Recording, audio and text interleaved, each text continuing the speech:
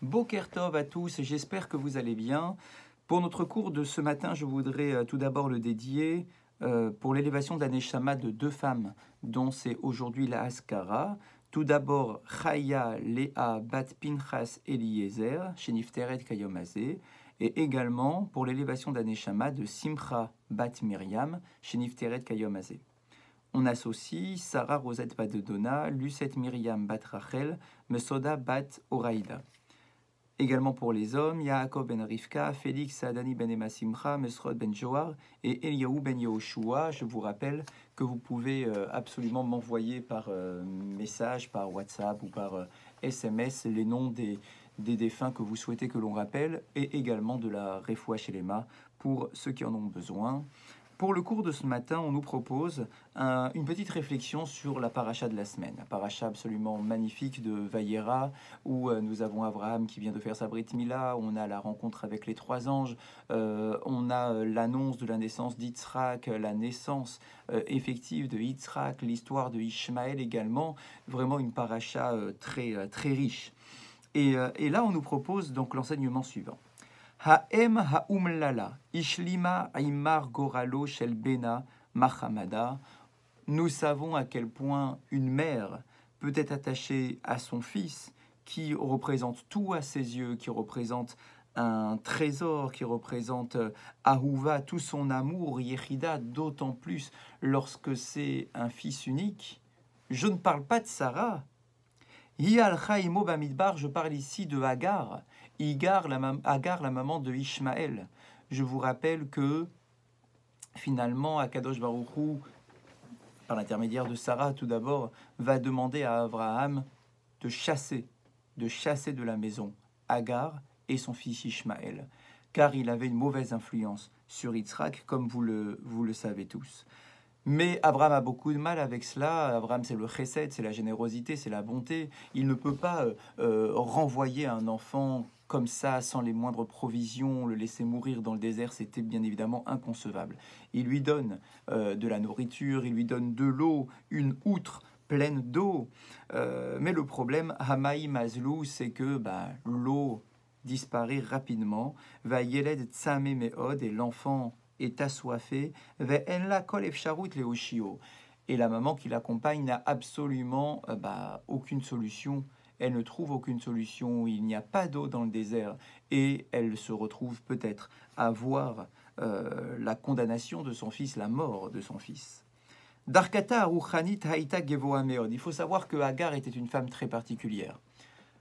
Elle était fille de Pharaon, et malgré tout, elle a pris la décision de tout abandonner, son confort, son respect, tout ce qu'elle avait en Égypte, pour vivre aux côtés de Abraham. Elle a un mérite tout de même que nous devons reconnaître, parce qu'elle sait qu'Abraham est un homme de spiritualité, qu'Abraham est plein de liens avec Akadosh Baruch Hu en permanence. Donc elle se dit, je préfère abandonner mon confort physique, matérialiste, que je peux avoir en Égypte, pour accompagner Abraham dans son périple.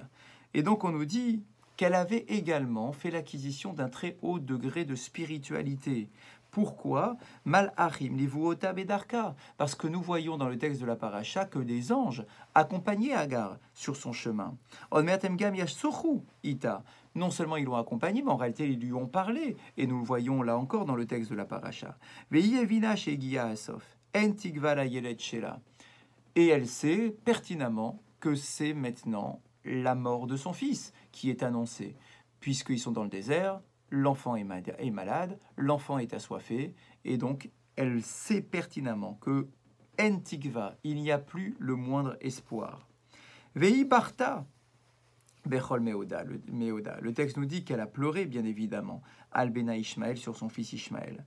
Ima Hagar comme soupar ba parashat Shavua, et je voudrais juste vous citer les versets de la paracha de la semaine, où on nous dit la chose suivante.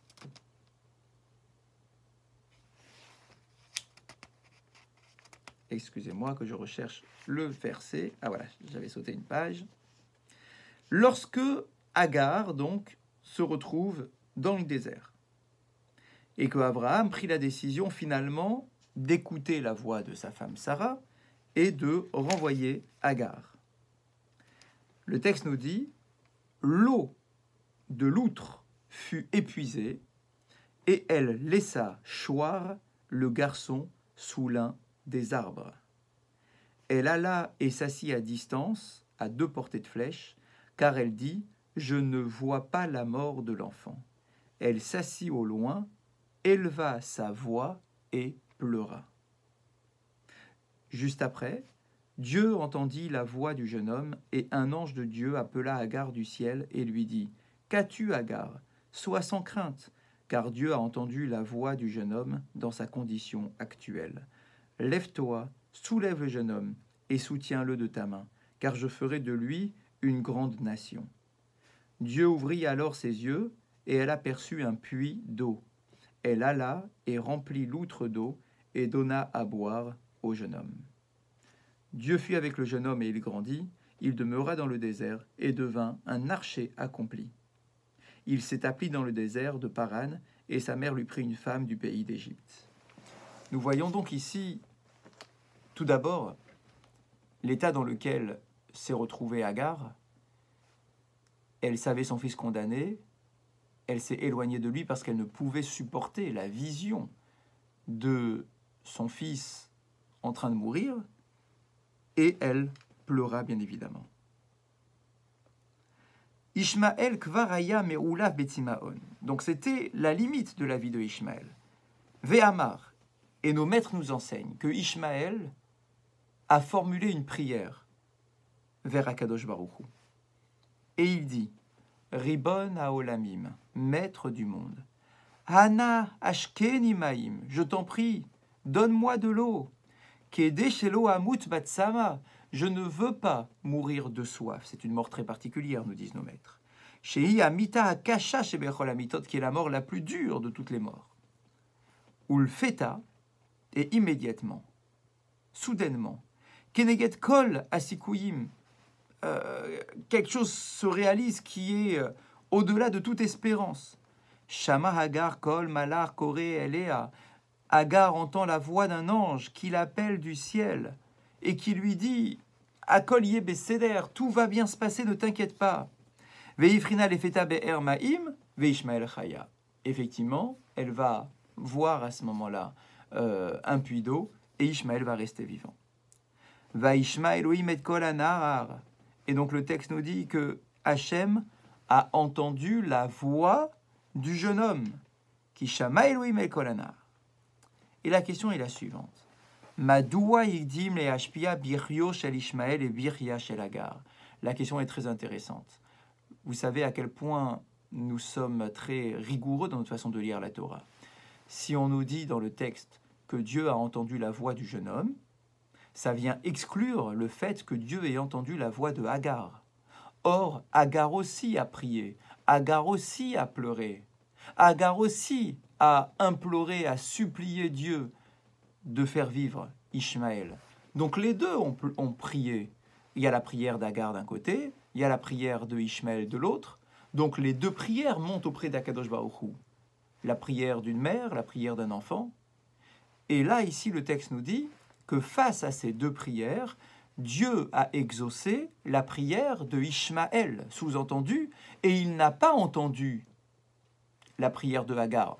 Peut-être qu'il a entendu en même temps, bien évidemment, mais ce n'est pas la prière de Agar qui a fait basculer l'événement de manière positive. Ce n'est pas celle de Agar, c'est celle de Ishmaël. Et donc la question, pourquoi est-ce que c'est la prière de Ishmaël qui passe et qui a plus de force que celle de Agar? Masbir Rashi donne une réponse à cette question. Mikan, de là nous apprenons, chez Yafa, tefilat achole, mi tefilat acherim alav, que la prière du malade, qui est formulée par le malade, a beaucoup plus de force que la prière que quelqu'un d'autre peut formuler en faveur du malade. Vei kodemet leit kabel, et c'est cette prière-là qui sera exaucée en premier. Agar dibera im malachim, vei barta veit palela. Agar aussi a parlé avec les anges. Elle a pleuré et elle a prié. Velachen diber a malach elea, et d'ailleurs l'ange va lui parler à elle et pas à lui. Aval hatsala haita bisrut biryo shel anahar. Mais la délivrance a été déclenchée par la prière du jeune homme avant celle de sa mère. Et donc c'est une une leçon très forte ici. On doit apprendre à prier pour soi. On ne peut pas simplement demander aux autres de prier pour nous. Même si l'autre en question est un rabbin, un rave, cela ne retire en rien la puissance de ma propre prière. Parce que lorsque moi je prie, mon cœur m'accompagne. Mon cœur est totalement brisé. C'est ma souffrance. C'est ça que je présente devant Akadosh Baruch Hu. Lorsque quelqu'un d'autre prie pour moi, même si c'est ma mère, même si c'est mon père, ou même si c'est un rave qui est très important et très érudit, malgré tout, il ne pourra pas vivre exactement ma souffrance. Il pourra la ressentir, bien évidemment, il pourra partager ma souffrance, mais il ne la vivra jamais exactement de la même façon que moi je l'aborde. Et donc on nous dit ici, Tfila, enena texte, sheyesh le karo ve'azayim itkabelet. Qu'est-ce que la prière? La prière, ce n'est pas simplement un texte écrit dans un livre que je récite en me disant, à la fin de la lecture, ça y est, c'est terminé, ma prière est exaucée. Enena tofes shememaleim et peratav, ce n'est pas un documentaire, ce n'est pas un document qui m'impose de réciter 3 fois cette phrase, 2 fois une autre, un Teilim, 3 phrases de Hamida, et ça y est, j'ai réalisé ce que je suis censé faire. Mais à Chadav Sukim, Maftichim Kesher Moufla Ben Abore le Ben Yetzurav. En réalité, le lien qui existe entre nous et Akadosh Baruch Hu est exprimé dans un verset des Teilim que nous connaissons parfaitement, qui est le texte du Ashrei Yoshve Vetecha. Dans ce texte-là, il est écrit Karov Hashem Lechol Koreav, que Dieu est proche de tous ceux qui l'interpellent. Où on nous dit Shalosh Pe'amim Bayom, on récite cette phrase à 3 reprises tous les jours, 2 fois dans la prière de Shacharit, 1 fois dans la prière de Mincha. Zohi Aftacha, c'est une promesse que Dieu nous fait ici. Karov Hashem Lechol Koreav, que Dieu est proche de tous ceux qui l'appellent. Mais on nous précise Lechol Asher Ikra'uhu Be'emet. Tous ceux qui l'appellent, qui l'interpellent, Be'emet, avec vérité, avec sincérité. Et le Gaon de Vilna nous fait remarquer que entre ces 2 parties du même verset, il n'y a pas de vav, il n'y a pas de lien avec la lettre vav, où on nous dit Karov Adonai lechol kore'av, lechol asher ikra'u vehemet. Dieu est proche de tous ceux qui l'appellent, lechol korecha behemet, tous ceux qui l'appellent avec vérité, avec sincérité. Pourquoi? Parce qu'en réalité, la deuxième partie du verset n'est pas séparée de la première. Elle vient justifier, elle vient nous expliquer la première partie du verset. C'est-à-dire que si tu veux effectivement que Dieu soit proche de toi, alors il faut l'appeler avec sincérité, avec tout son cœur, avec le cœur brisé. Et c'est exactement ce qui se passe ici. Bien évidemment que le cœur d'une mère est un cœur qui est plein de sensibilité, qui est plein de partage de la souffrance de son fils. C'est évident. Mais le cœur de Ishmaël est encore plus proche de sa souffrance, il est encore plus sincère. C'est lui qui est sur le point de mourir. Donc bien évidemment, lorsqu'il interpelle Akadosh Baruch Hu, eh bien il le fait avec tout son cœur. Mi Ishmaël la Manou. Et c'est de Ishmaël que nous apprenons ce principe. Chez Kechol, Hakeria Hamitit Yoter, Hikerova Yoter. Plus je suis sincère, et plus ma prière est proche d'Akadosh Baruch Hu, ou Mitka Belet Yoter, et elle peut être agréée plus facilement. Ve'er Yavi Adam et Atzmo l'Ikriya Hamitit. Et comment est-ce que l'on peut effectivement être sincère dans notre prière? Yidbonet befil e aberia, yakir bekar, shekol neshima shelo teluya bechaz de abore. C'est tout simplement prendre conscience que notre souffle dépend de la volonté de Dieu, c'est-à-dire que ma vie entière est entre les mains d'Akadosh Baruch Hu, et que finalement je n'ai aucune indépendance par rapport à cela. Je n'ai aucune grandeur en me disant, t'as vu, aucun orgueil que je peux développer en disant, t'as vu, je suis capable de gérer ma vie, d'organiser ma vie, je représente quelque chose d'important. En fait, non. Je suis exclusivement entre les mains de Dieu. Et lorsque je fais ma tfila, je dois en prendre conscience. Lorsque je souffre, lorsque je suis malade, lorsque je demande quelque chose, je dois en prendre conscience que tout émane exclusivement de la volonté d'Akadosh Baruch Hu. Et à quel moment est-ce qu'on le sent? C'est quand on est sur le point de mourir. C'est vraiment le moment le plus propice pour comprendre cela. Alors c'est terrible d'avoir besoin d'en arriver à cet état-là pour en prendre conscience, mais c'est souvent la réalité humaine, de prendre conscience des choses lorsque tout est désespéré, et que lorsque je ne peux plus aller voir mon médecin parce que j'ai déjà tout essayé, et que tout s'effondre autour de moi, et que je sens ma vie m'abandonner, à ce moment-là, l'echol asher ikra uhu be'emet, cette sincérité, cette force de conviction, elle est développée comme jamais dans mon existence. Et ça, toute cette leçon-là, nous la prenons de Ishmaël.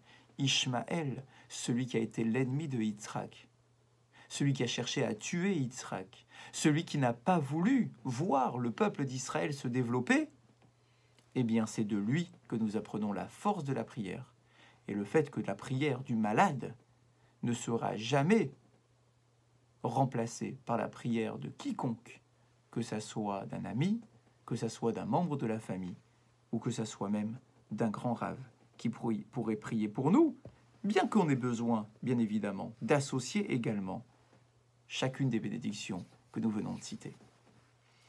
Pour la halakha de ce matin, nous sommes toujours sur les halakhot sur le Birkat Hamazon. Yelet Katan, lorsque nous avons un jeune enfant qui n'est pas encore bar mitzvah, mais qui commence à apprendre à lire, etc. Chez Mechanechim Oto Levarir Birkat Hamazon, on doit lui apprendre à faire le Birkat Hamazon. Et Charles Levarechimo Meat Mikol Bracha, même s'il n'est pas encore en mesure de faire le Birkat Hamazon entier, ce n'est pas grave. En tant que parents, nous avons le devoir de l'habituer et de lui apprendre à faire le Birkat Hamazon, même si on ne le fait pas entier, mais juste un petit peu, un petit passage de chacune des bénédictions du Birkat Hamazon. Hacheyeda Levarech et Abracha Kula Ketikuna, jusqu'à que petit à petit, on rajoute dans chacun des paragraphes et qu'il apprenne à faire le Birkat Hamazon entier. Vekatan shegia legil chinuch, endai bema shemechanecho levarech meat rak meabracha arishona shel Birkat Hamazon. Et là, tzarich lechanecho levarech meat mikol abrachot. Et il nous dit ici, et c'est très intéressant parce qu'en général, on se dit plutôt, je vais faire et lui apprendre que la première bénédiction. La moitié de la première bénédiction, ensuite les trois quarts, ensuite la bénédiction entière. Et puis ensuite, je passerai à la deuxième bénédiction. La halakha nous dit de ne pas faire comme cela. De nous dit au contraire de faire un petit peu de la première, un petit peu de la deuxième, un petit peu de la troisième et un petit peu de la quatrième. C'est-à-dire de lui faire découvrir au fur et à mesure un petit peu, une partie de chacune des bénédictions du Birkat Hamazon. Deuxième chose que l'on apprend ce matin, Bigmara Midvarer, Shayu Noagim Levarer Birkat Hamazon alakos. On nous enseigne qu'on avait l'habitude de faire le Birkat Hamazon en utilisant un verre de vin. C'est-à-dire que pour donner plus d'importance au Birkat Hamazon, eh bien on prenait un verre de vin et on récitait le Birkat Hamazon sur un verre de vin. Kelomar, c'est-à-dire Kodem Birkat Hamazon, Bosgin Kosh El Hayayin. Donc avant de commencer le Birkat Hamazon, on versait un verre de vin, Ve'avarech Ochezo Bemino, et celui qui fait le Birkat Hamazon, celui qui fait le Zimoun, devait prendre ce verre de vin dans sa main droite, Bishat Abracha, au moment de la Bracha. Les Achar Shesiyem Levarir Birkat Hamazon, et lorsqu'il terminait la récitation du Birkat Hamazon, il faisait la Bracha de Boré Peri à Geffen, et il buvait ce verre de vin.